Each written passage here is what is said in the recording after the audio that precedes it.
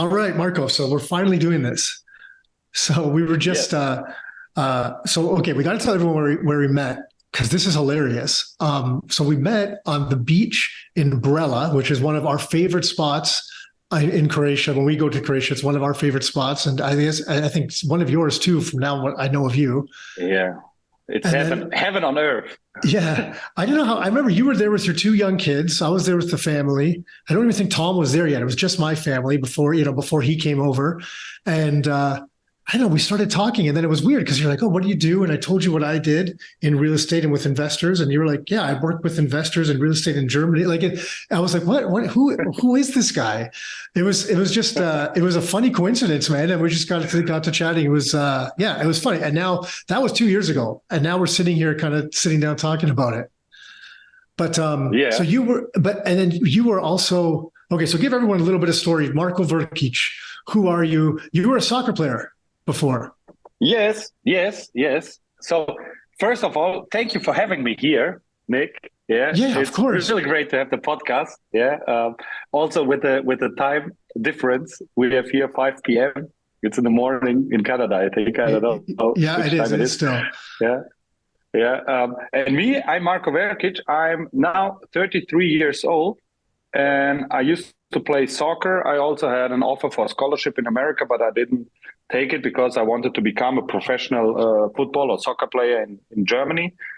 I played also in the highest division, also for Croatian national team in the under 19, 2 games, but I sucked. I was really bad. Yeah, because I was too nervous. Is that what I happened? I couldn't didn't know that. I think football. I didn't get that part of the story. Really? Yeah. It was like this. And then, but after the game, the coach came to my father and told him, "You look, your son already plays in Bundesliga in Germany in under 19, so we cannot sell him. But if you pay us an amount of money, we will also take him for the European Championship qualifiers and everything. Yeah, it's Croatia." Yeah, but my dad said, "Here, we don't want to do it.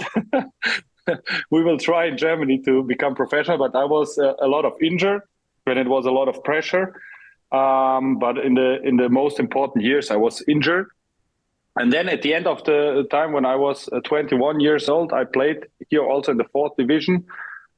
But we decided from one moment to another, my wife and me, we already married. She was pregnant with our son. I was 21 years old. And we decided, okay, you will not become a millionaire with football. I had a goal when I moved out with 15 years from home to become a professional soccer player. If I'm not a professional soccer player and if I'm not earning this amount of money until I'm 22, 23, then I will quit and I will go for a normal job. So we quit. We had no money. We slept on the sofa from my cousin. We had no apartment, nothing, and she was pregnant with my son, and so we started. Then I started as a waiter, and then I started in the real estate business in 2012 with 22 years and one son. And 1 year or 2 years later, our daughter came. So when I was 23, we had one daughter, one son, and no money, but we have big dreams and big goals. And so that's me. And now I'm 33 years old in Frankfurt, in the heart of Europe. I'm born in Frankfurt. We love Frankfurt. It's the most beautiful city in Germany. For me, we have the only skyline in whole Europe, I think, and the biggest airport in Europe. And I have my own business, my own brokerage, yeah, with some brokers. We have 3 kids now, yeah. And I have also a company where we invest in real estate. So we do fix and flip and we do buy and hold here in Frankfurt. And so it was really funny when you lay on the beach, and the beach is very small. If someone knows Brela, if not, Google it, you will see it's a small village. Yeah. And the beach is very small. Yeah. And you and your family, you lay just left from us. And we heard, okay, they're speaking English. Okay, let's talk with them. That's And it was hilarious. really funny. Dude, you've been through, that's quite, you, in what you just said in 1 minute there, that's quite the journey, you know? Yeah, It was a fast forward. yeah, there's a lot so you guys have been through a lot, man, to make that transition, to be that young, having kids, deciding to leave soccer, to have to figure it out. Like you said, you had no money to figure that out. That's like, that's commendable. Like a lot of people, it's hard at that age to kind of pick yourself up. But I think it's when you're just forced to do it. I think it's when the kids come, you're forced to do it. And you're like, hey, I got to make something work now because it's not just me. Because when it's just you, it's like, yeah, I can work at the grocery store and I'll figure it out. But when it's the kids, it just changes everything, right? It changes everything. If I wouldn't have had my wife and already a kid, I think I would still be in like jogging, until I'm 25 or 30. You would be relaxed, but you have to do what you have to do when you have a kid. So you're just For anyone that's just listening and not watching the video, I as soon as I jumped on with Marko, so I'm here in like Your Life, Your Term shirt in my office. He's in his office, beautiful white shirt, nice wood slat. I have this poster that says you can't deposit excuses. He's got these beautiful custom wood slats behind him. And I'm like, man, you European, he's drinking an espresso, and I'm like, you Europeans, you really try to show up us North Americans, right? And he's doing a good job doing it. So, okay. So give me the heads up. So let me know, Marko, what's going on. So here, since 2020, here's what we've seen in real estate here. When COVID hit, they dropped interest rates super low. They put a bunch of money into the economy. Everyone started freaking out. Prices of everything started going up. People started jumping into real estate because they thought prices would only go up. So they were just trying to buy things. Then in 2022, our peak was February of last year.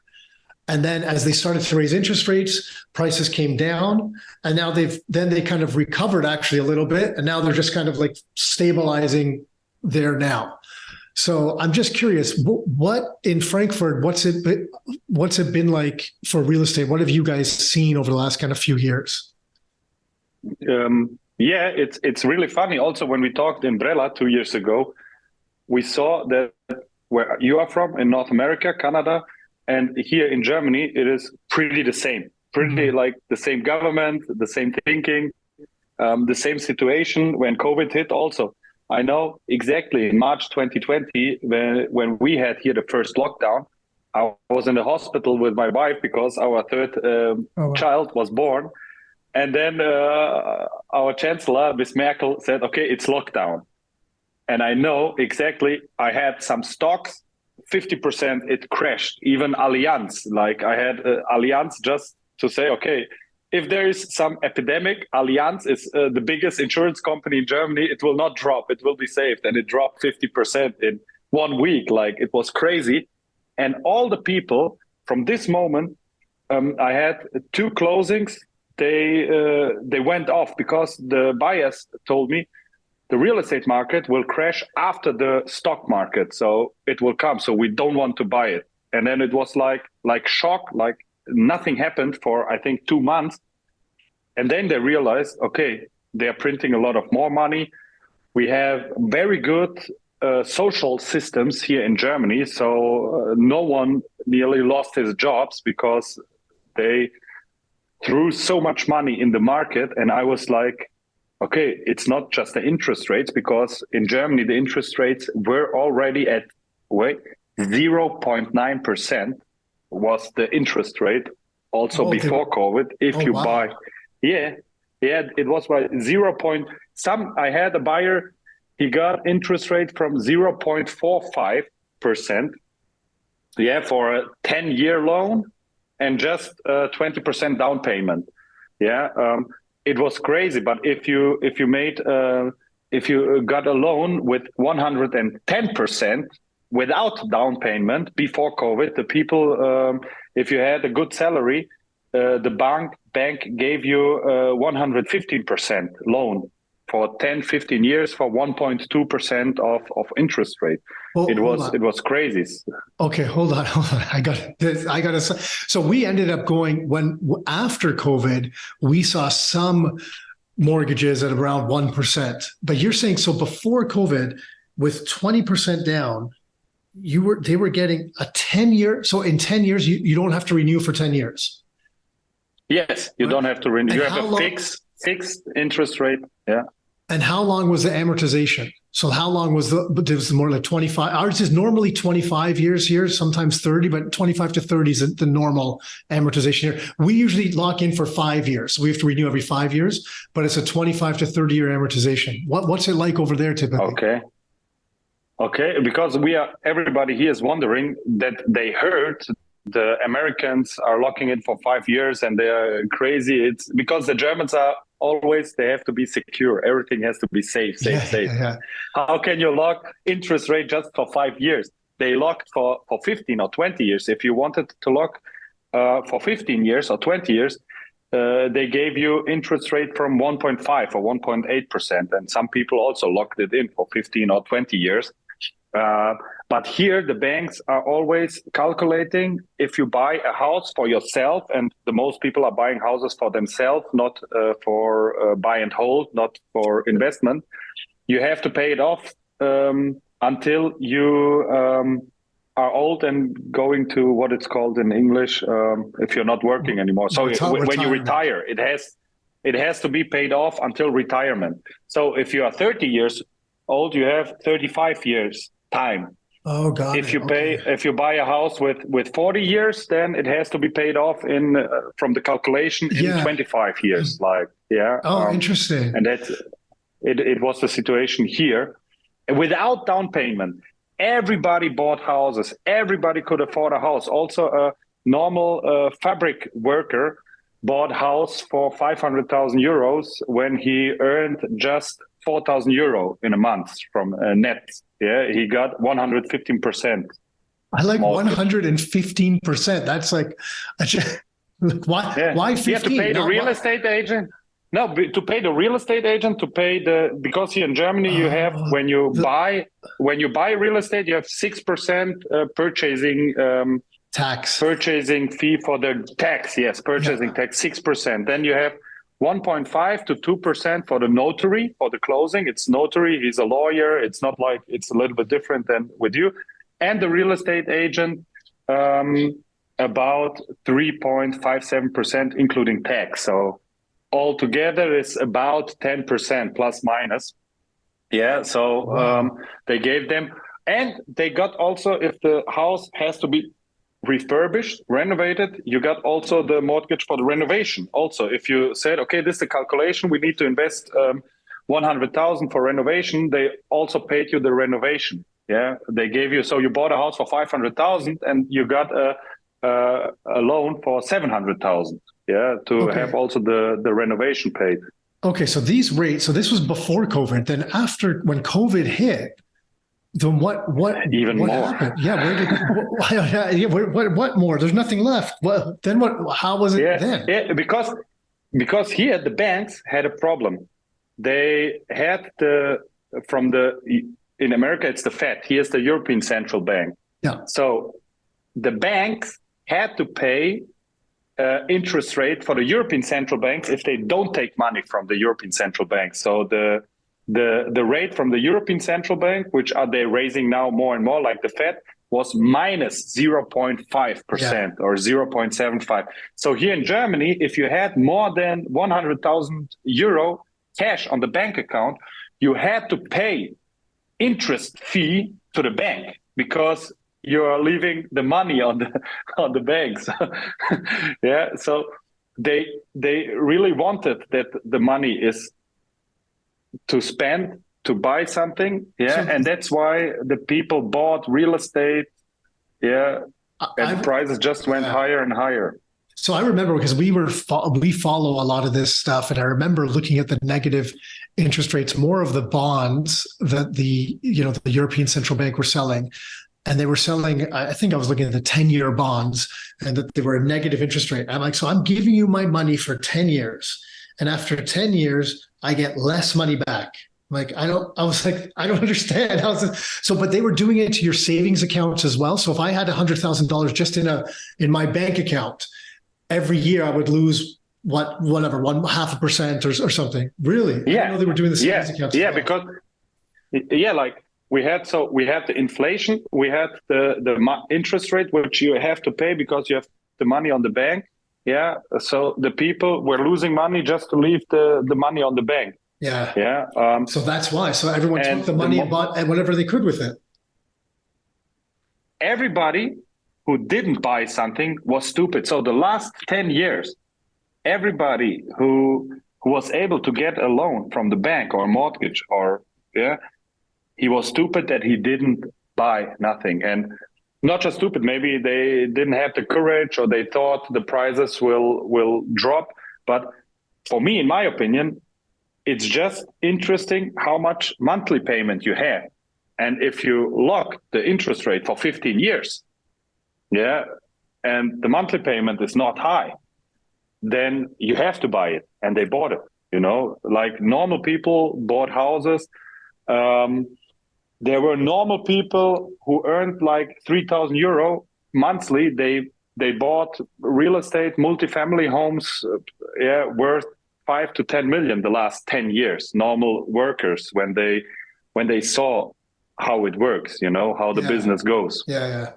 So then, because the banks pleased you, say, please take some loans, please buy some real estate here. So then what happened? So then after COVID, so the rates even went lower. So they were forcing the money out into the system. So people were buying these properties. And just remind me, in Frankfurt, you guys, I'd imagine you guys are taking in a bunch of immigrants. So is your population growing in Frankfurt? Yeah, the population is growing and growing. We have like about 700 people living in Frankfurt.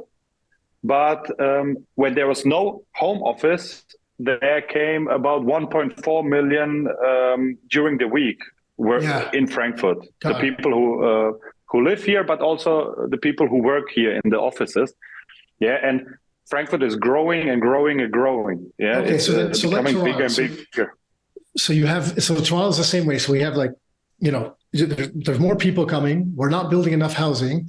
Money was cheap and a bunch of money went into the housing market. So the prices over a 2-year period, we saw some prices go up, 50%, like 50. Like and we're just like, it's not healthy. Like it's not good, but so I guess you guys must have seen something similar then. Yeah, it was pretty similar. Just the German law. So when you're a real estate investor, you have to know in Germany, you are the biggest enemy from the politicians and from the normal people. Here in Germany, there are also a lot of people who are taking advantage of the social system.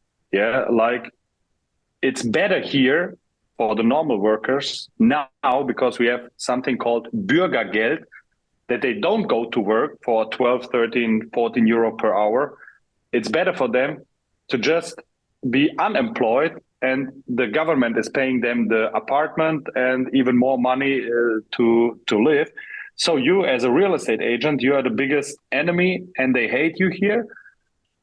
And the laws are not good for real estate agent when I see it in America or in Canada or in other countries, because you cannot just take a rent if there is a lot of interest in it, and then you just put the rent higher, because then they can sue you. So the tenant, he can sign a contract with you, and then he can sue you that you rented him the apartment too expensive out. This happened, a friend of mine, he rented a 1-room apartment for 400 or 500 euro in Frankfurt. He had so much interest in it.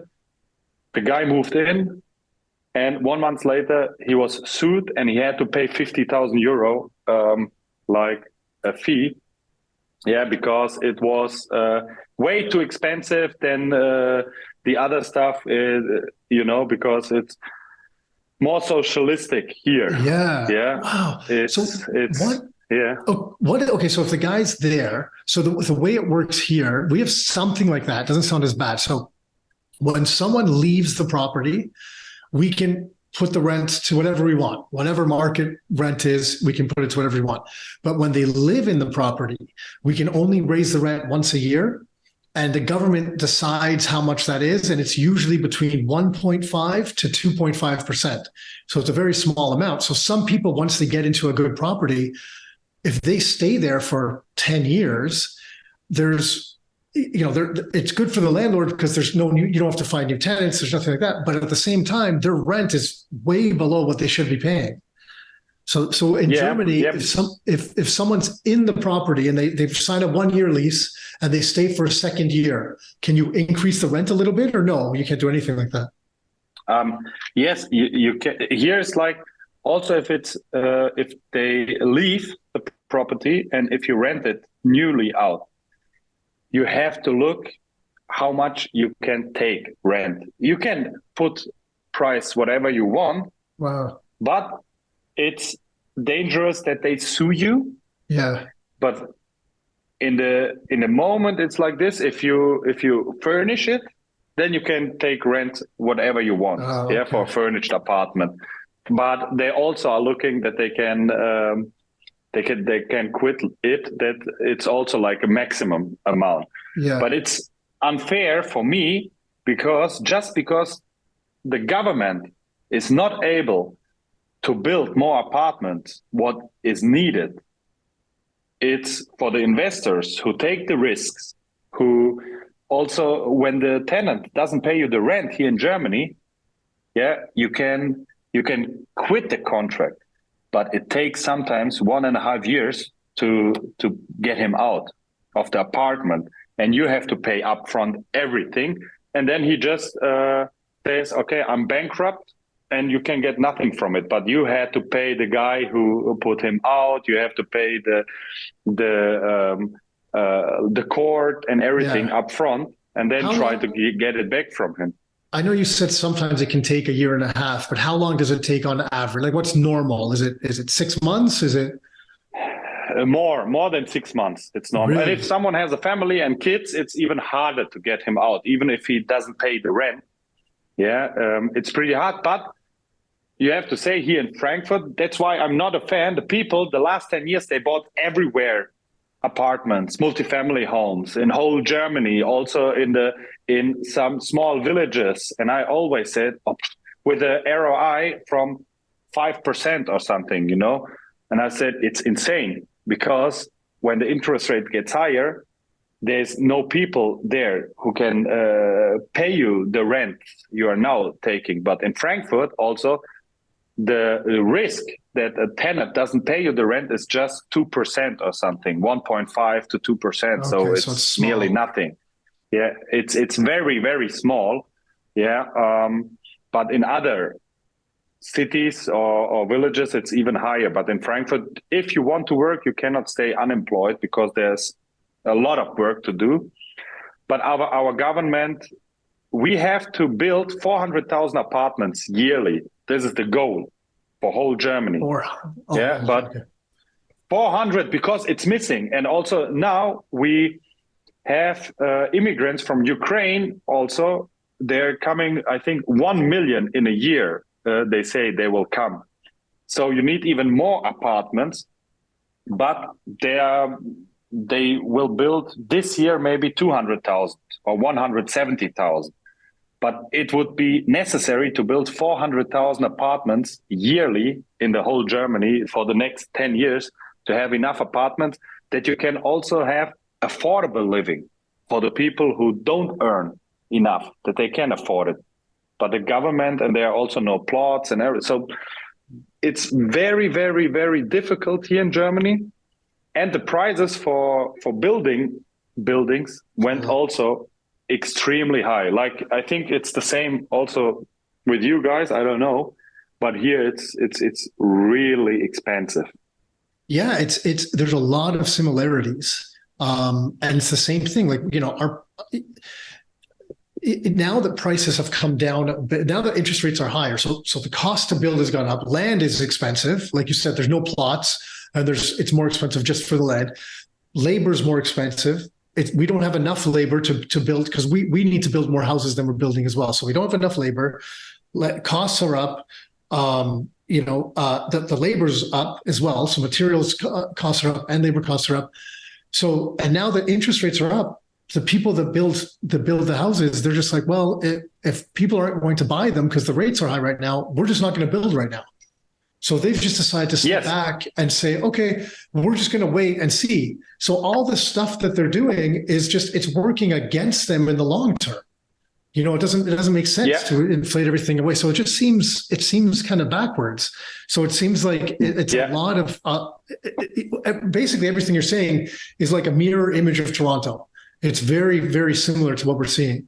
So then how many people do you have in Toronto? How many people do you have? Let's see, the actual population so there's Toronto and then the greater Toronto area.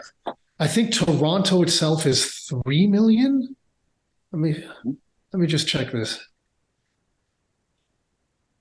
Yeah, so Toronto itself is about 3 million. That's like the downtown, the main city. And then if you count the little bit of the area around it, they call it the greater Toronto area, probably like the way Frankfurt does it. Like you said, Frankfurt's 700,000, but different people come in. The greater Toronto area is about 6 million. Oh, so you see, our biggest city, Berlin, the capital, just have 4.5, I think. So Germany is really small. Well, we've been getting a lot of immigration. We've been getting almost 10 times the immigrants of the US, but we're like 10 times smaller, right? So like it's like, we're been getting a lot of immigration since about 2015, 2016. Our immigration laws changed for international students, and our immigration numbers just have spiked. So, but which immigrants are coming? Workers or also? Yes, some primary. The biggest number is students, because what they do is they use the education system. So it's easy to get a student visa, and they come in, and even if they do a 1-year program or 2-year program, they can then stay here and work afterwards, and they can bring some family over. Or if you're an older person, so if you're like yourself with a family, you're married, let's say, and you come over. Your wife, if you're going to school, your wife can come over and she gets a work permit. So she can work as well. And then when you work here and go to school here, you get additional points that allow you to then turn to become a full-time immigrant, like a full-time citizen afterwards, if that's what they do. But now what's happened, it's been messed up, because now the schools are just taking on way too many people, and there's way too many students coming in because they just want them. They get paid more for an international student than a Canadian student. So the schools are taking in all these students. They're like, oh yeah, more international enrollment's way up for schools because they're taking in way more money. But it's mess. There's no housing for them. There's more people here. It's just it's like the government's not doing anything about it. They're letting the schools bring in as many people, and we don't have the homes, the roads, the hospital. We need more of all that infrastructure. So it's messing things up. I'm not against immigrants. It seems to be easier to immigrate in Canada than in the US, or it is. It is through that approach, especially through the school approach. It is. We have a system. We have like a points-based immigration system. Like if you're not going to school, so if you speak English, you get so many points. If you have a university education, you get some points. If you I'm trying to think of different things. If you're coming with some money, you get some points because they don't want people that, So our immigration system, without the not the student part of it, is actually I think we have a very good immigration system, and it brings in quality immigrants. But then when they made these changes to try to attract all these students in the 2014, 2015, they didn't realize what would happen, because now what people have done, there's people that have opened up like private schools. So it's like me opening up a school saying, oh, I'm the Rockstar University, right? And then in our training room, we take in 50 students, and we're like, hey, pay me, $30, $40, $50,000 for your tuition, and you can come to Canada. And then we have friends that live in India, and they told us, they're like, in India, what they're doing, because a lot of them are coming from India now. In India, there's a business. A lot of people are making business out of recruiting students to send them to Canada in school.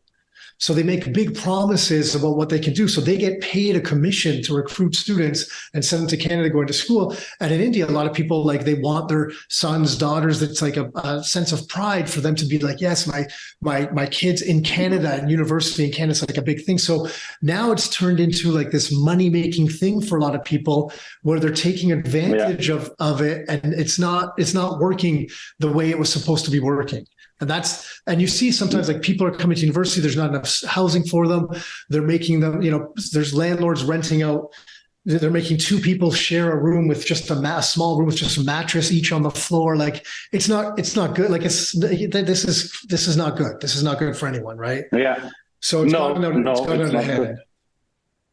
Okay. Yeah, so it seems pretty same like here. We have a lot of immigrants, and I have nothing against immigrants because we from Croatia and Yugoslavia, former Yugoslavia, we had also the war in the 90s.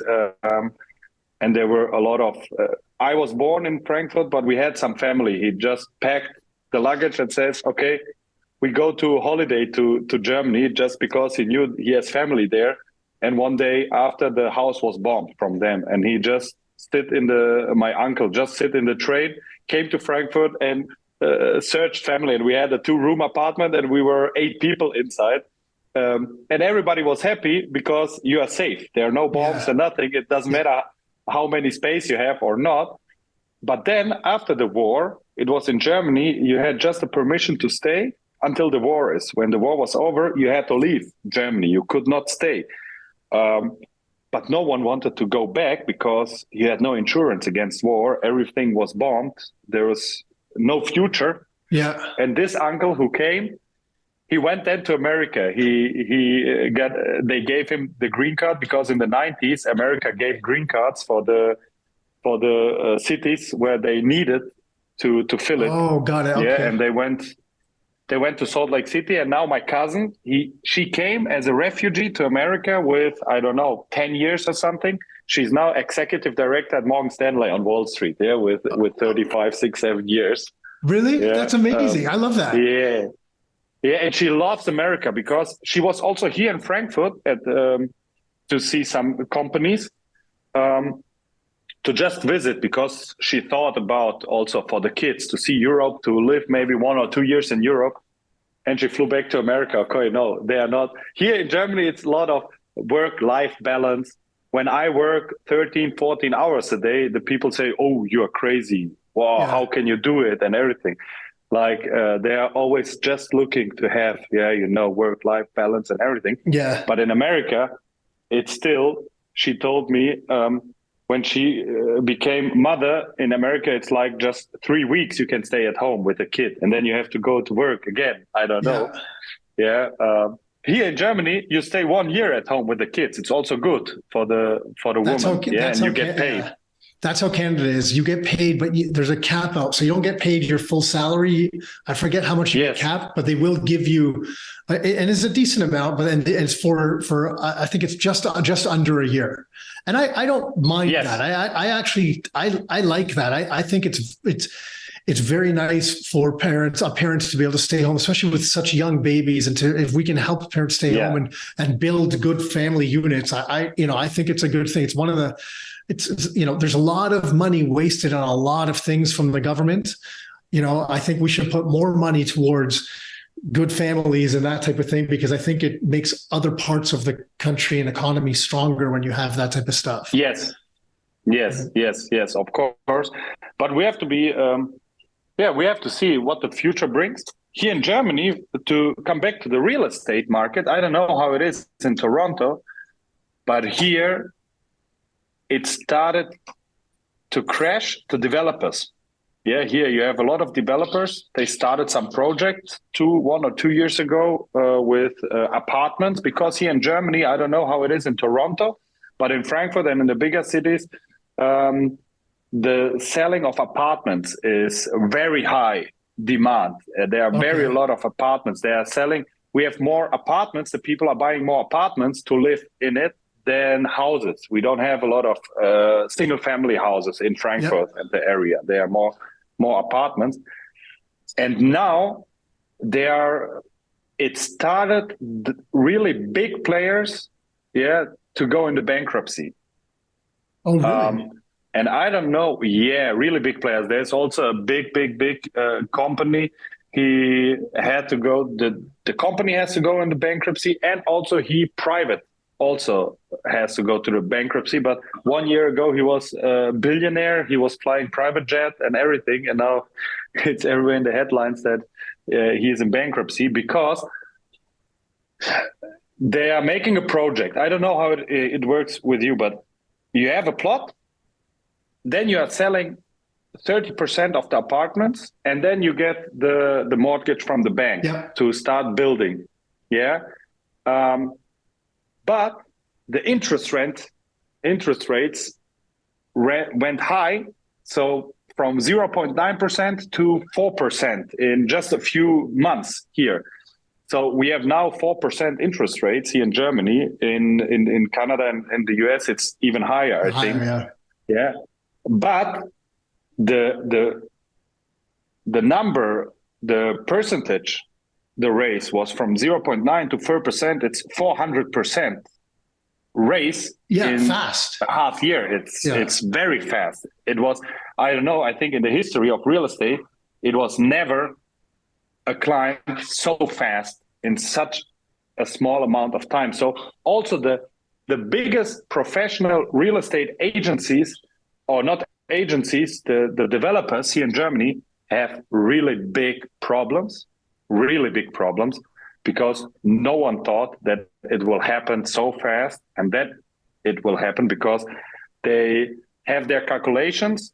Yeah, they bought the plot, they have the building costs, and then they have to sell the apartments for 6,000 euro per square meter or 7,000 euro per square meter, somewhere outside of Frankfurt. In Frankfurt, it's more expensive. But when you go outside of Frankfurt, the people cannot afford anymore, nothing. So they're selling nothing. But they have to build, and they have the interest rates. And now it comes to refinance the properties, and the interest rates are 4 times higher. So, and they will not sell the apartments for the prices they have to sell. So they go bankruptcy. Yeah. There will be a lot of problems. Yeah. Yeah. So we're seeing some of the same, not as much with ours, with the high rises, with the condos. They sell, I think it's about 70% of the units before they get construction financing. So instead of the 30%, they sell more. So it gives them a little bit more stability. But from the developers I've spoken to, everyone that I know in every industry right now, it doesn't matter if it's real estate or other things, everyone's feeling the squeeze right now. Every business I know, everyone's feeling the squeeze. And, and it's, it feels like if they leave interest rates in this place for very long, that there's going to be some problems, some big problems. Just like you guys are starting to see with some developers going on, it doesn't feel like they can leave it here for too long. We'll see what they can do. But yeah, so we haven't seen those problems yet. But what we're seeing is investors, just the regular investor that bought 1 or 2 units a couple of years ago, expecting them to just jump up in price, so they could resell them. They bought them, and now the units are almost completed, and they have to close them. They have to take possession, and because the interest rates are so high now, they can't afford them. So they can't take possession of them, and they're losing their down payments, their deposits, and now we're seeing more and more of them coming on the market. And if that lasts for too long, it'll start pressing prices down that way as well. So we're seeing problems there is what we're starting to see. And can you say in Toronto, especially you with your real estate agency, the things you are selling, how much the price dropped? Because the one thing is the listing price. I think in the past was the selling price always higher than the listing price. The one thing is the listing price, and the other thing is the actual selling price. Is there a drop? Can you say if there is something sold, then it has to be a drop of the price, a decrease, or? Yeah, it's not too much yet. It's where, so there's 2 things. So one is where prices were in February of last year. They came down from where they were last year, because they were there for about 1 or 2 months. They just went straight up. Like, it was crazy. They were just increasing 50% to the moon. Yeah, it made no sense. So they've come down from that. But now when we list the property for sale, it's like you said, it used to always be, 10 offers, and it was always going above list price. Now it's it's usually close to list price. And it's a little bit below usually. There's some negotiation. It depends where people list it. If they list it at, roughly what it should be, it's close. But what we're seeing, and I'm curious, because I want to ask you, because I think you deal with a lot of high-end real estate too, like very luxury real estate, right? Yes. Okay. Yes. So what we're seeing is the luxury market, there's a lot less demand and there's more price drops there than what, are the starter home or, the regular flat or whatever, like that type of thing. Those prices have stayed a lot closer to where they were than the luxury market. Are you seeing two different things for you guys too? Whereas like the starter home versus the luxury market? It's the real opposite here. Really? Yeah, because the normal worker, he cannot afford anymore the prices what were asked. Just to have one special house we sold in December. So we had no sale from April last year until May this year. Yeah, we just had one or two small sales, and one house. She had an offer in January 22 for 680,000 euro for middle house. Here in Germany, you have like these houses one after another, and it was like a townhouse. You call it townhouse, but it's with 140 square meters. I don't know, you have square meters or square foot, but it's like 140 square meters, and it had to be renovated. So she had an offer, January 22, 680,000. She didn't want to take the offer. She wanted more. Yeah, it was a private lady. At the end, we sold it in December last year. So just 11 months later for 510,000 euro. Okay. And we had just one buyer. So she lost like 170,000 euro. And there wasn't a lot of buyers who could afford it in this area who wanted to say. And in the luxury market where I'm specialized in the best areas of Frankfurt, like I sold a loft in May with 280 square meters with 6 meter high ceilings for 3.4 million euro. We had it listed for 3.9 million, but as soon as we had it in the listing, we had offers for 3.5 million, 3.6, but the seller didn't want to take the deal. But 1 year later, he took it for 3.4. Because in the luxury market, you have the clients are some entrepreneurs, they have a lot of cash, and they don't need to take, or they don't want to take any mortgage, any loan from the bank. So if it is really the best area, so the area is the most important here. I think it's like everywhere. And if it's a special apartment or house, the price goes even without listing. Yeah, they're selling it. I have now a house in the best area of Frankfurt. It's like a house with 5 apartments. Yeah, everything together, it's about 776 square meters, and you have permission to build even more, to build 2,000 square meters. I have it for 9 million, and I'm not supposed to list it, just to call some people. Yeah, and I had already five viewings there. Yeah, for 9 million. And the people who has the money, you have to have the people who have the money. Yeah, they know it's a good opportunity, and it's still the same price like it would be 1 year ago. It would be the same price because of the area and the luxury market, the people who has the money, because there are not a lot of offers in the best area of Frankfurt, because Frankfurt is still small. And then the best streets, if you have there, and we are just selling. We do not do a lot of marketing. They're just on recommendation. Oh, I got your number from my friend, this and that. He said, you have good clients. Could you sell our apartment? We have your number. And here in Germany, they also want off market in the best areas a lot of times, because they don't want that the people hear that they are selling it, the neighbors or something, that they don't talk. Oh, why he's selling? Or are they getting divorced? Or does he have any money problems or something? So they're so happy. When I just came we wanted to make the podcast 1 hour before, but I just had to go to the airport and just to sign a contract with a client who landed at the airport. And 1 hour later, he has to fly again back. I went to the airport that he signs me, and he was so happy that I offer him this house.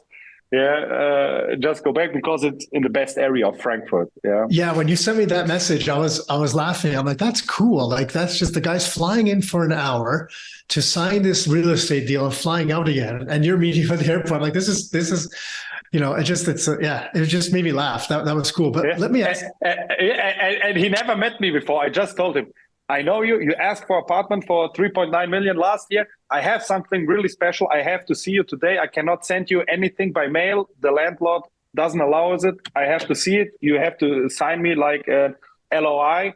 Yeah. That you cannot give it anybody. Yeah, but I'm just in Spain. I land at 4 p.m. in Frankfurt, but I have to leave. I said, no worries. I come there. Just send me a flight number. I will be there. And That's then he awesome. saw me. Oh, thank you. You're here. That's great. Okay, so hold on. So yeah. no, go ahead. Go finish.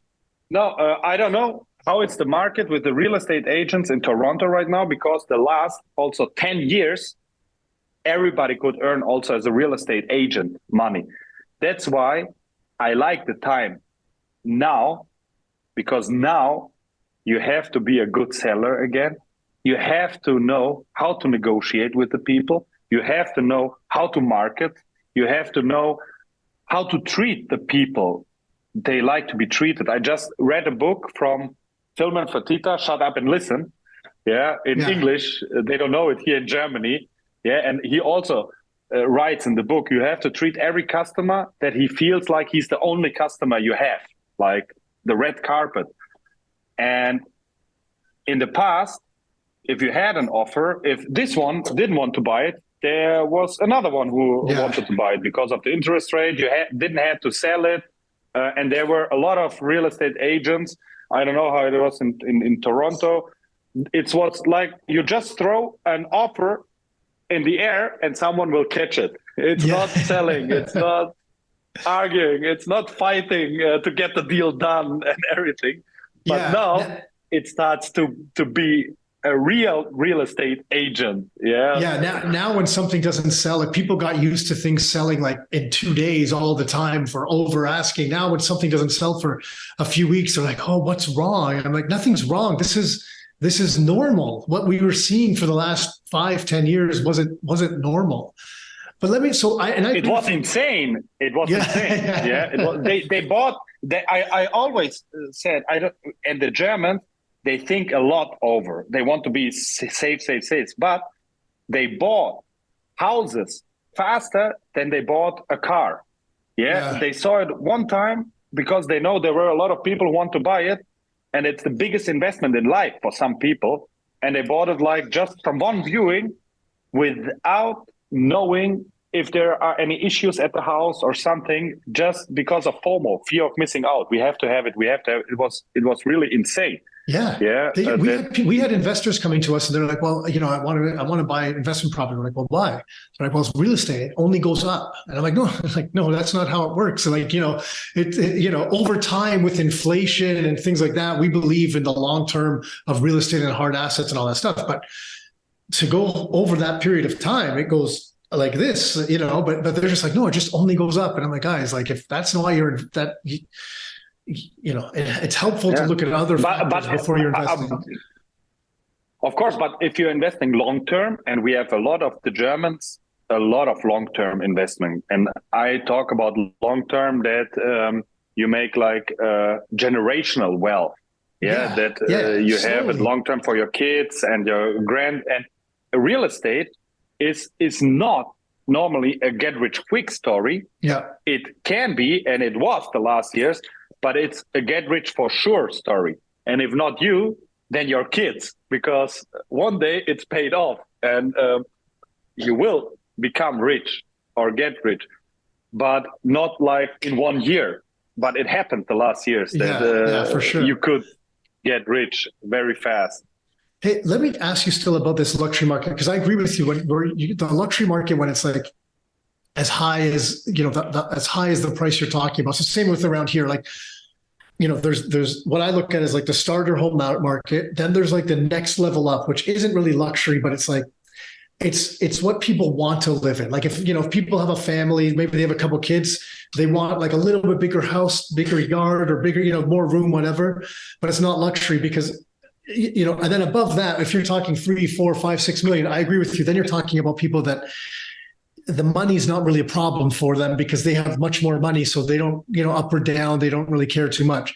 So that segment of the market, which is like, so if the starter home category was I don't know what the number was. I think you were saying, what, 500,000 euro or something like that, or roughly. Yeah.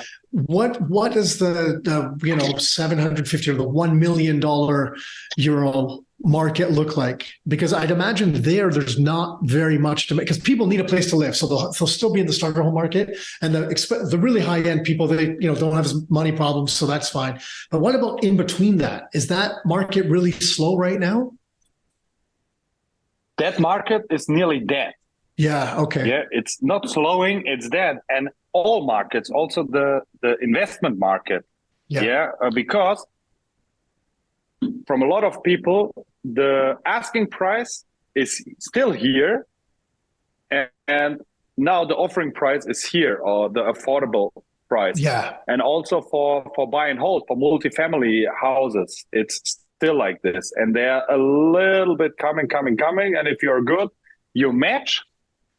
And if not, it's still like here. Okay.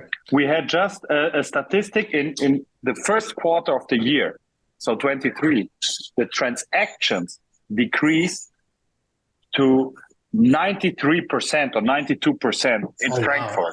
So it was nearly no transactions in the whole Frankfurt. Yeah, in the office, also the big buildings, the multifamily homes, single homes, apartments, nothing. So no transactions. It was like that. Now it's coming a little bit because the people were also scared. The people who had the money were scared about the war in the Ukraine also, because you never know.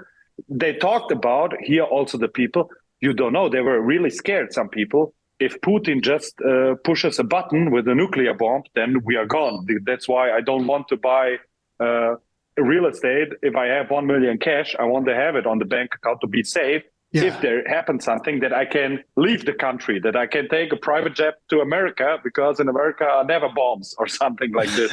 It was just people were scared. You don't know what happens. And the people who had the money are observing the market, observing the Ukraine-Russian war and everything.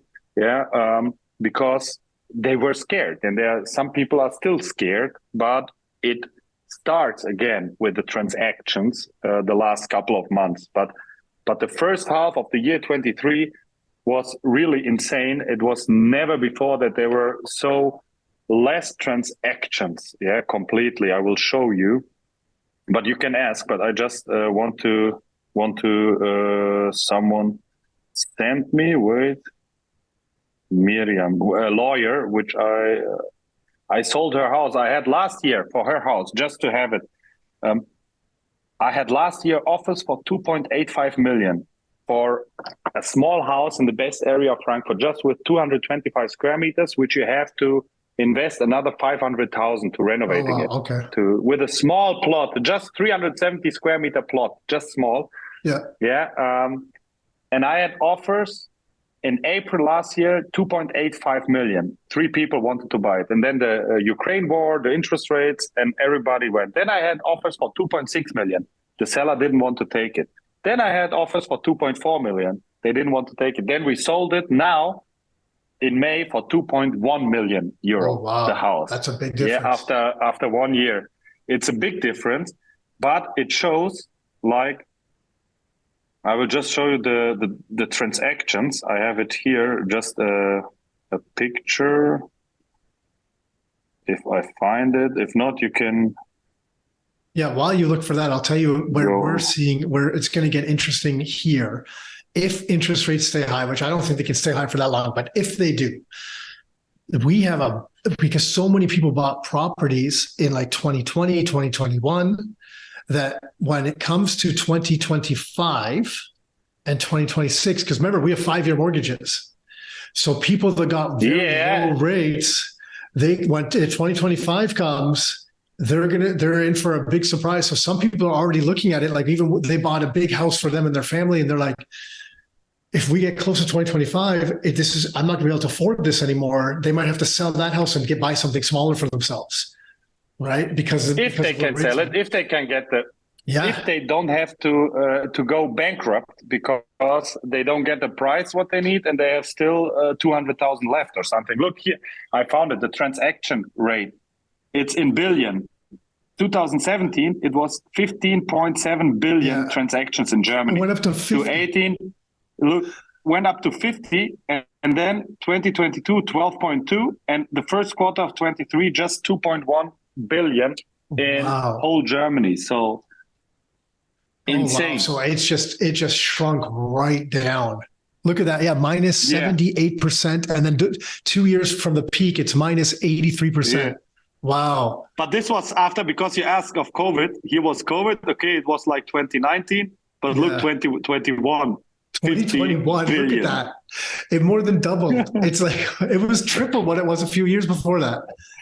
Holy cow, I think you guys went even, a little bit crazier than even we went here. We, it went a little bit nuts here, but it seems like you guys took it to the extreme, which is unlike Germans. You guys are supposed to be very, very cautious and very calculated in your decisions. What's going on over there? What country's falling apart, man? What are the engineers losing their minds or what?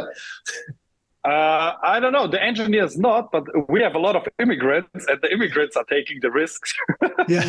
Always, because the immigrants, also me, I'm in a third generation immigrant. My grandpa came 69 to work here, like the Croatians, like the Gastarbeiter in German, they are called. They came to build Germany. Yeah, like my father, when he came to Toronto, it was the same way. Yes, the same. Yeah, but we are used to take risks because we know when we had nothing, we started with having nothing, just a hunger. We were hungry. And we were happy. My wife and me, we were happy when we have nothing, and we are still happy when we have more.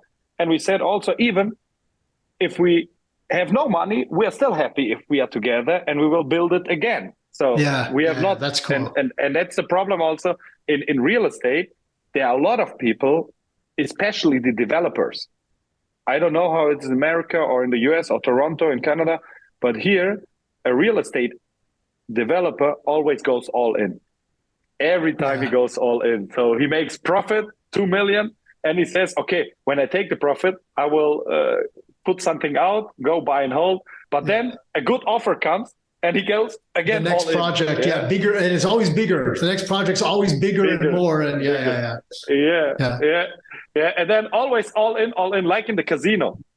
And when it crashes, then everything will crash. And also here in Germany, I don't know, it's a very good market right now if you have cash, because the Germans still are not used. They don't want to pay multifamily homes if they have to pay down payment 20%. But I say it's insane. In America, it's normal to have down payment 20%, I think. Correct me if I'm wrong.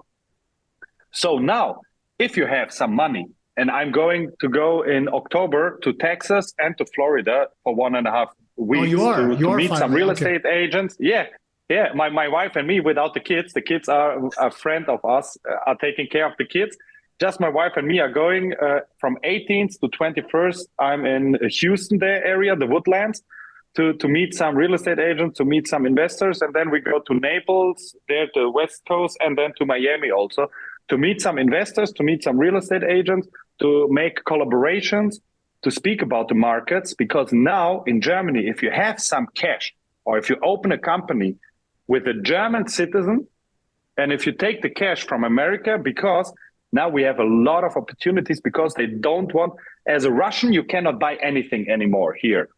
Even if you're not a friend of Putin, if you're Russian and you have a Russian passport, they close the bank accounts here. Even I have a friend of mine, he's a dentist since 10 years here in Germany. And he pays his tax and everything. Employees, they close just the bank account because the policy says he has like a Russian passport. Yeah, the policy says we close the bank account. Wow. From Iran, no money. From Dubai, no money. Yeah. The money laundering policy is very strict here in Germany. So, but from America, they like, also from China, there's no money coming to Germany. So now there are big opportunities if you have some money, yeah, to buy good real estate, good assets. Yeah, like I sold a house, a multifamily house. It would be worth 1.5 years ago 3 million. I sold it now for 1.5 million, and there was just one guy who paid it because he had down payment of 25%. Yeah, and the other investors, no one could afford it, or no one wanted to buy it. So now, if you have like a German in the company and you have the money and you open a company together, it's very fast. You get from the banks. So the leverage here is very high. If you have some cash now, and you can make very, very good now, have opportunities to buy some multifamily homes for generational wealth, or also to buy in one company, like you buy 10 houses now, and then after 2 or 3 years, you can sell the whole company like to a real estate fund. Because if it's big enough, more than 7 million, 10 million or something, yeah, a fund will buy it because they have to invest again. They need the returns. They need to show growth. Yeah. Wow, that's interesting. That's actually really interesting. I didn't know that's how it works. I guess it's in every market, you know, when things kind of fall apart, if you can have some liquid cash, it gives you those opportunities.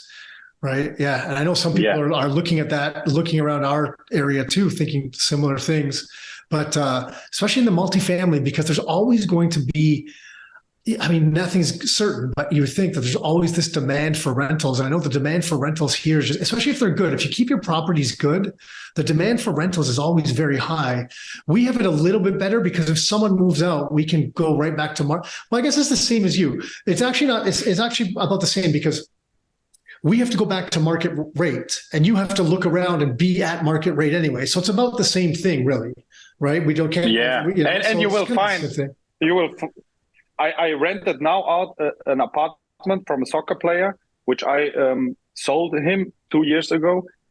And 1.5 years ago, this apartment with 115 square meters, you would get maybe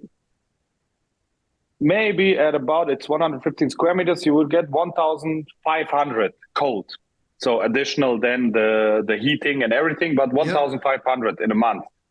Now we rent it out, we furnish it a little bit, not expensive. We rented it out for 3,000 euro to a big car company because they rented it, the company, for the European boss who comes from another country here to Frankfurt. And they're paying 3,000 euro a month. So without a problem, the normal guy cannot afford it anymore, or he doesn't want to afford it.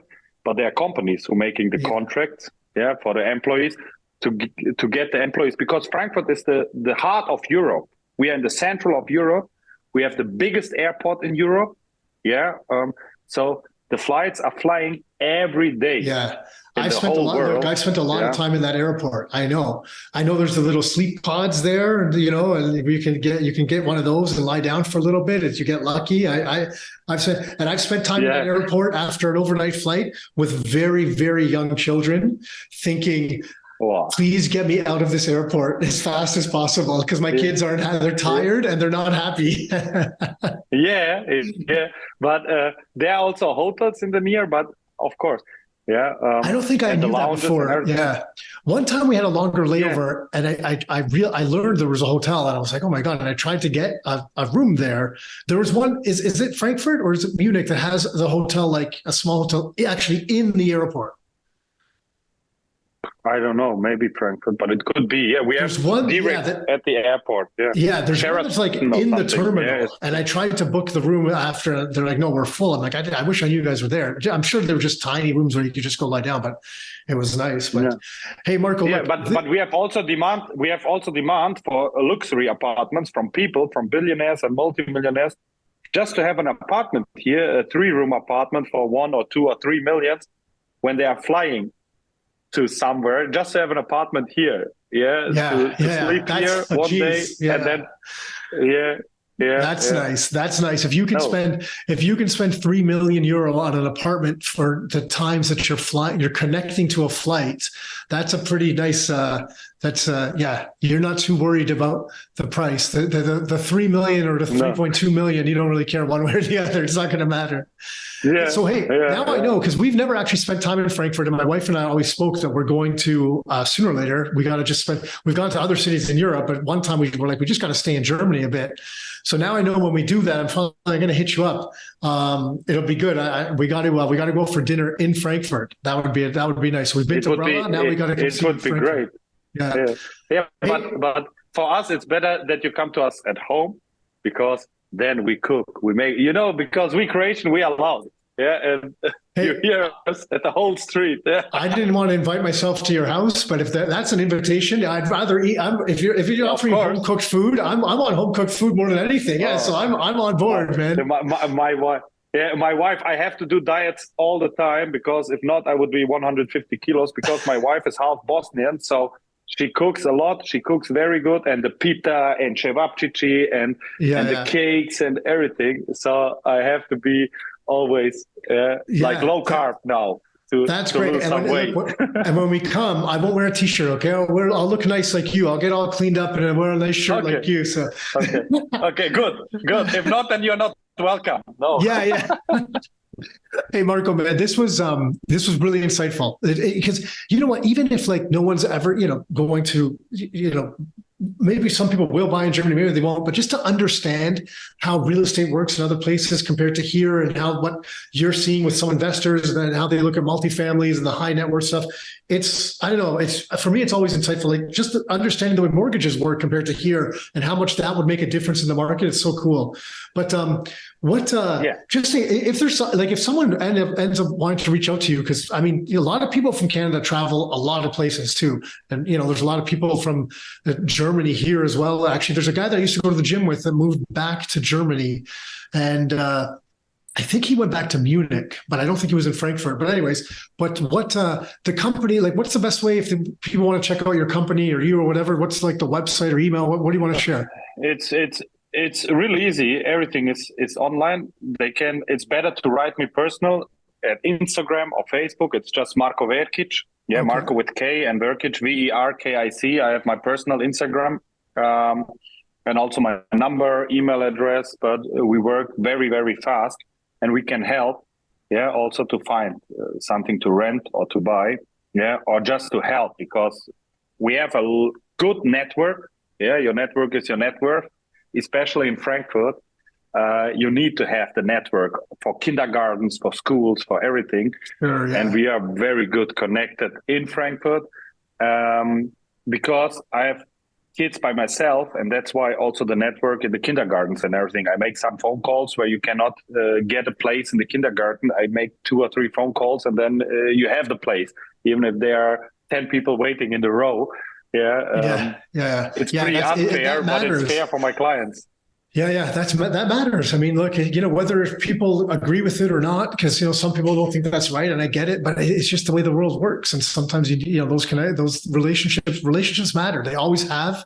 Way Yeah, back to like when people are growing up in a small town or a village, you have relationships there, just like they matter in a city, right? It matters. So yeah. People's business. It's people's business. yeah, And we love people. That's why we also get in touch with each other. If the energy is good, if you like people, also the AI can come how it wants to come. We are also using ChatGPT and everything, but also the real estate business, it will stay the people's business because this is what matters. Yeah, the technology and everything 100%. can help you, but the people, the network, the chatting. I'm also now in 1 hour, in 40 minutes, I have an event at 7 p.m. where I'm going to network again. We go to have some dinners with investors, to network, to speak about I one swear, thing. it's like we're doing the same thing because tonight it's the same thing. A smaller group of our investors, like our VIP group, we have a private dinner. Like we rented out the restaurant, and there's There's a group of them all. We're going down. It's I don't know, 100, maybe 130 people or something that are coming out, but it's the same type of thing. So it's hilarious that's why, like, circling back to when we met on the beach and we talked about each other's businesses. I'm like, what the heck? This is like a mirror image of our business in Germany. So that's cool, man. It's and very, very cool. you have your brother. You have your brother with doing together. Yeah. I have my cousin. Yeah, Tamara. Oh, do you? I didn't know that. Cousin. Yeah. She's running with me. It's my company. Yeah, I have my wife for the viewings and everything. She goes to breakfast with the ladies and everything with the other mothers. But Tamara is my cousin. She's 3 years older than me. We hated each other as kids. We always fighted, with each other. But she's here. She's running everything, also with the employees, with the insurances, and she's real estate agent. She's my best real estate agent, and we are all the time also together, because without her, without my wife, I couldn't run it, because it's something else to have family inside. Yeah, 100%. Because of the trust. Yeah. Then with someone else, or running it by yourself, because by yourself you're not so fast, and like a marathon. It's a marathon. Yeah. And, I agree. And sometimes when I always talk to Tom, and like, some days I'm beat down and I'm just having a rough day, or I'm tired, and he'll be like, no, it's good. And, operating. And then other times it's reverse, where I'm the guy like, no, man, let's go. Like, because there's just ups and downs to everything. So to have someone else, it helps. It helps for sure. Yeah. Yeah. Because we are human. Sometimes you just wake up and it's a bad day. Yeah, I don't have these days a lot, because I'm very thankful and I gratitude a lot. Every morning I wake up, I gratitude, and I pray every morning and read the Bible. And because we have so much here, so much wealth, and so much, we are healthy and everything, and it's more than we can do. But there are also days when you don't know why you're in bad mood, and then it's good to have the people around you. Who are motivated. 100%. You need it for sure. All right, cool, man. Thank you. Thank you very much, Nick. No, this was awesome. I appreciate you taking the time. No, are you in Florida in October? We're going to. It's funny. I'm not in Florida. I'm going to Florida. The next time I go to Florida, I think, is end of November, beginning of December, because we're looking at some. There's some opportunities down there that we're actually checking out. And so that's the next time we'll be in Florida, because I was thinking that when you said we're going to be down there. Let's wrap this up, and I'll talk to you offline in a second. So let me stop this. So Marko, first of all, thank you so much. Appreciate it. Appreciate you jumping on, man. Thanks. God bless you. Thank you. Hey, thanks for tuning in. You can find every new episode of the Your Life, Your Term show on all the major streaming platforms. So Spotify, iTunes, Google Play. And if you'd like to get free copies of some of the books that we've put together, like these right here, or some of the reports that we've put together, like these right here, you can find all of those at www.rockstarinnercircle.com. That's www.rockstarinnercircle.com. That's it for now. Until next time, your life, your terms.